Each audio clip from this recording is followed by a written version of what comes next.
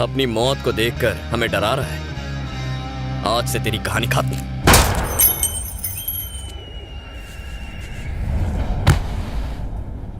चाहे कोई भी सामने आ जाए, उसका अंजाम यही होगा।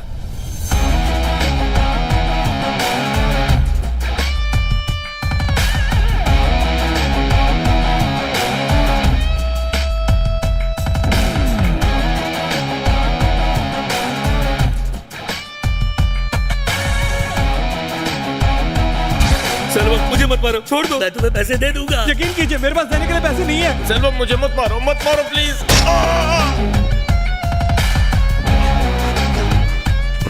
लाल भाई, इस बैग में 2 खोखा माल है। लगता है सबकी बुरी तरह से बजी पड़ी है। शहर के सारे बिजनेसमैन को फोन लगा पके। अभी बहुत माल आने वाला है।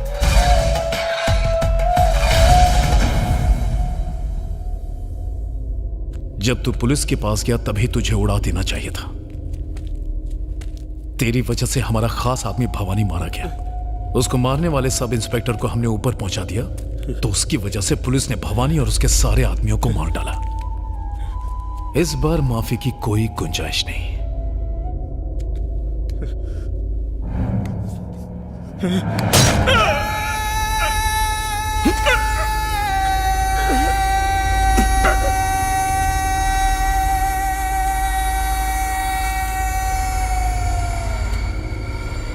जिस पुलिस वाले ने भवानी को मारा है वो अब जिंदा नहीं बचना चाहिए।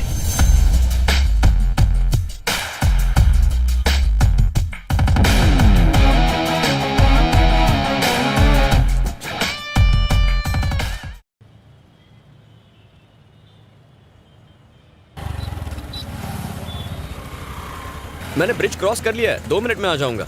ठीक है माँ।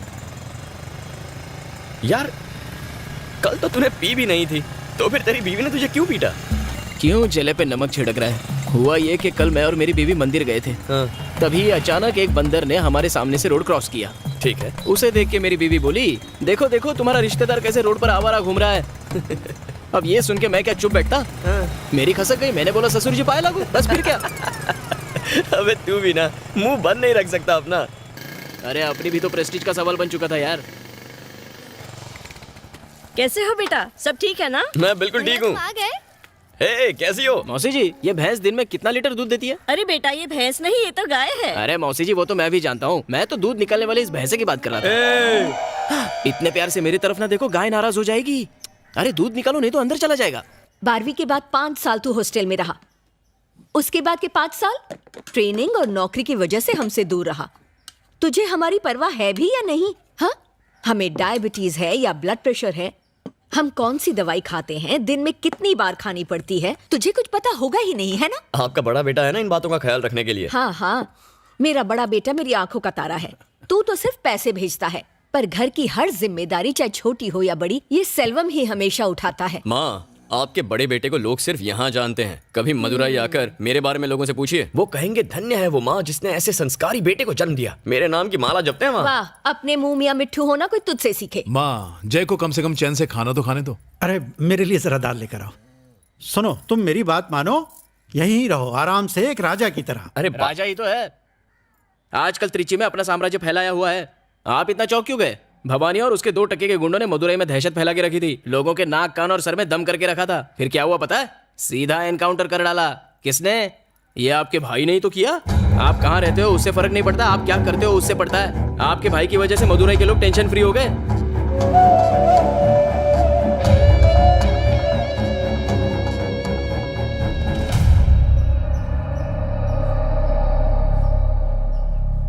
मेरे दादा रामास्वामी एक फ्रीडम फाइटर थे। उन्हें 4 बार मिनिस्टर बनाया गया था। एकदम ईमानदार और नेक आदमी थे। पुलिस स्टेशन में तुमने मेरा नाम क्यों लिया? इसलिए क्योंकि परम मेरा अच्छा दोस्त है, उसे छुड़ाने के लिए। नाम कमाने में इंसान को सालों लग जाते हैं, पर उसी को मिट्टी में मिलाने के लिए 1 मिनट भी नहीं लगता। मुझे माफ कर दीजिए पिताजी, आज के बाद मैं अपने मतलब के लिए कभी आपका नाम इस्तेमाल नहीं करूंगा। उसके बाद से मेरे पापा ने खुद को पॉलिटिक्स से दूर रखने का फैसला किया। मेरे दादा के गुजर जाने के बाद कई पॉलिटिशियंस ने मेरे पापा को उन्हें सपोर्ट करने को कहा, पर उन्होंने मना कर दिया। क्या मैं बाहर वाला हूँ जीजा जी? आपके पिताजी के बाद क्या हम में से कोई पॉलिटिक्स में नहीं जाएगा? मुझे माफ करना चिन्ना, मैंने अपने पिता से वादा किया था कि मैं पॉलिटिक्स में कभी नहीं जाऊंगा।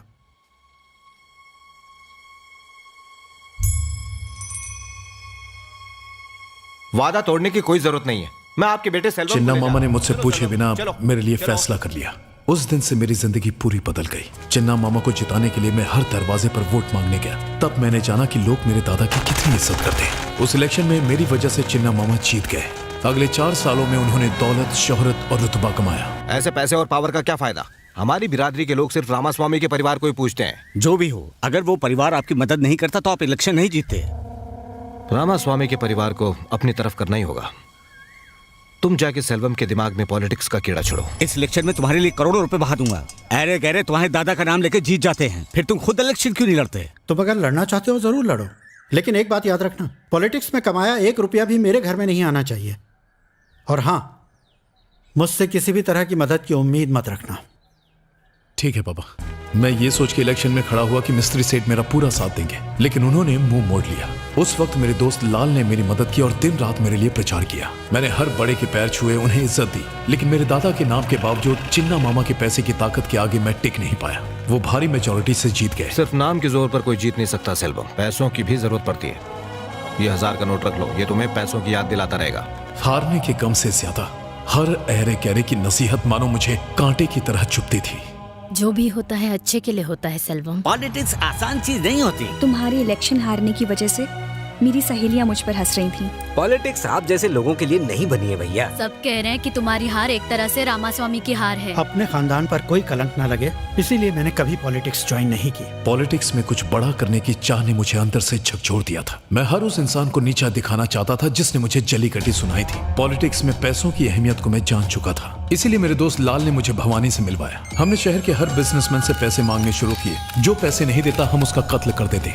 इलेक्शन लड़ने के लिए हमने बिजनेसमैन से 30 करोड़ रुपए वसूल लिए थे। उसके बाद मैंने लाल को जानबूझकर चिन्ना से नजदीकियां बढ़ाने को कहा। अब मैं चिन्ना के करप्शन के सारे पैतरे अच्छे से जान गया हूं। मैंने ठान लिया कि अब मैं मिनिस्टर बन के ही दम लूंगा। सुनिए सुनिए, आपका फोन। हेलो सेल्वम, जिस पुलिस वाले ने भवानी और उसके आदमी को मारा वो और कोई नहीं बल्कि जानता हूं, मेरा भाई है। अब हम क्या करें? उसे सिर्फ सब इंस्पेक्टर के मर्डर के बारे में पता है। कल वो त्रिची वापस जा रहा है, घबराने की कोई जरूरत नहीं है। रखता हूं। ठीक है।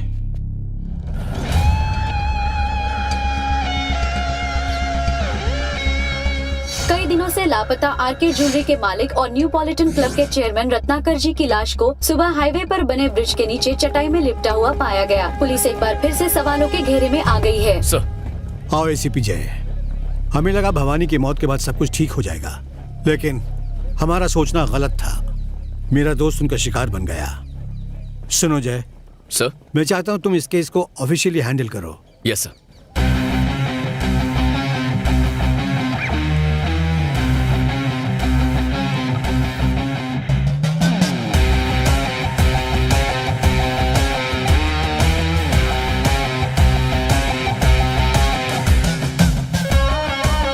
तुमने बताया नहीं तुम्हारी पोस्टिंग हो गई है? हाँ, sudden appointment. Okay okay okay, disturb नहीं करूंगी, बाद में बात करती हूँ।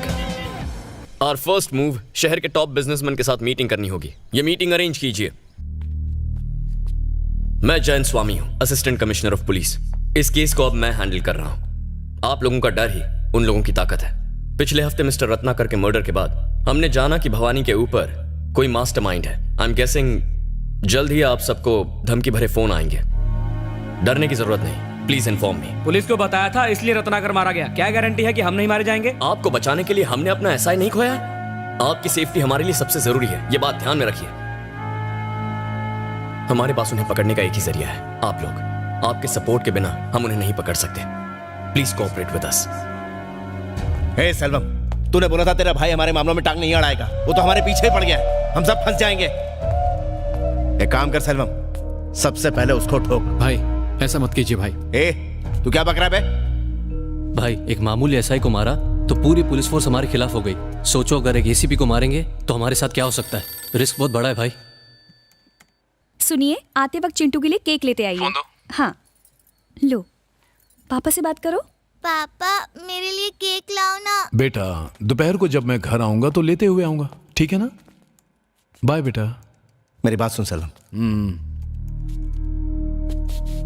सुन लाल, 6 महीने बाद इलेक्शन है, तब तक बिजनेसमैन से जितना माल वसूल सकते हैं वसूलेंगे। इससे पहले कि मेरे भाई को पता चले हम काम को खत्म कर देंगे।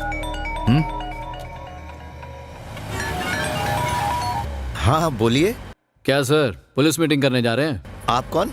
वही जिसने 5 बड़े बिजनेसमैन की लाशों को ब्रिज के नीचे सड़ने के लिए छोड़ दिया था। जल्दी से 2 करोड़ का इंतजाम करो, नहीं तो तुम्हारी लाश भी ब्रिज के नीचे सड़ते हुए मिलेगी। सर मेरी मानो तो इस बारे में पुलिस को बता दो। जरा ये सोचो, पुलिस मीटिंग से निकलते ही हमें उन बदमाशों का फोन आ गया। उनका कोई आदमी तो पुलिस में बैठा है। कहना क्या चाहते हो? हम क्या करें? फोन आते साथ हम अपनी मेहनत की कमाई उनके हाथ में रख दे।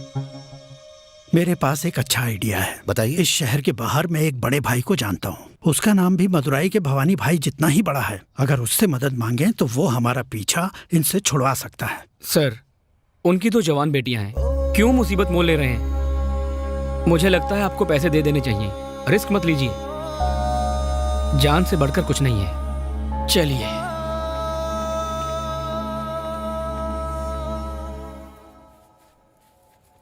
जय। हाँ भैया। कहाँ जा रहा है? कुछ काम से जा रहा था। मैंने अपनी कार सर्विसिंग में दी है, मुझे जरा मार्केट तक छोड़ दो। चलिए ना। हाँ माँ। तुम्हारे पापा की दवाइयाँ खत्म हो रही हैं, लौटते वक्त लेकर आ जाओगे? ठीक है माँ। इतनी रात को कहाँ जा रहा है? एक बिजनेसमैन किडनैपिंग केस में पैसे की लेन देन होने वाली है, वही इन्वेस्टिगेट करने जा रहा हूँ।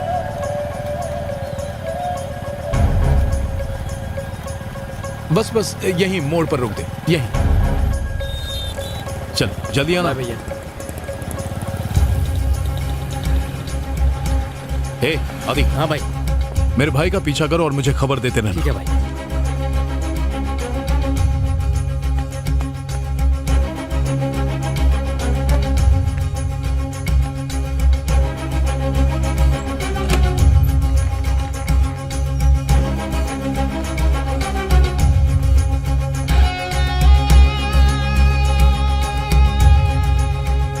लाल, आज की मीटिंग कैंसिल कर दे। क्यों, क्या हुआ? मेरे भाई को हवा लग गई है। इम्पॉसिबल। बिजनेसमैन ने अपने मुंह से एक शब्द भी नहीं बका होगा। एक नंबर का फट्टू है साला। ए, तू कैंसिल कर। मेरे भाई ने मुझे खुद बताया कि उसे इसकी खबर मिल चुकी है। सर, आज की मीटिंग कैंसिल करनी होगी। लेकिन मैंने तो किसी को कुछ नहीं बताया। कैंसिल करनी पड़ेगी। फिर कब मिलना होगा? फोन करके बताऊंगा।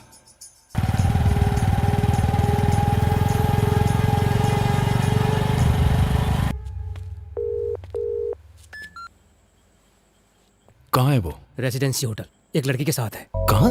रेसिडेंसी? हाँ भाई। कहो तो वीडियो शूट कर लूं। पागल है क्या? वापस आ। ठीक है भाई। काफी पहले तुमसे कहना चाहता था, सोचा बाद में बता दूंगा। क्या हुआ सेल्वम? तेरा भाई तुझे टोपी पहना के कहीं और चला गया? हाँ, लड़की से मिलने जा रहा है तो क्या मुझे सच बताएगा? ए, उस मनोज सेठ से कल की मीटिंग फिक्स कर ले। ठीक है भाई। खाली फोकट टेंशन दे दिया।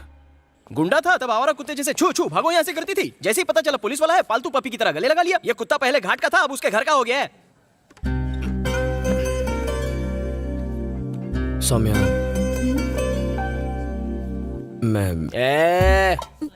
मत कर ज्यादा फ्लर्ट, वरना दिमाग में भर जाएगी डर्ट और कुछ दिन बाद तेरा दिल हो जाएगा हर्ट।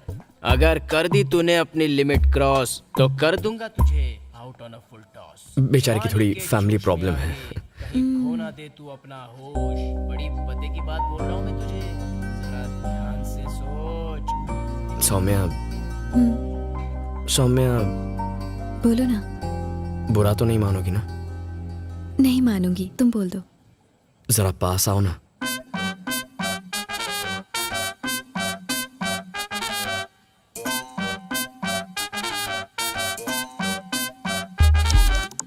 बिल भर दोगी ना? मैं पैसे नहीं लाया।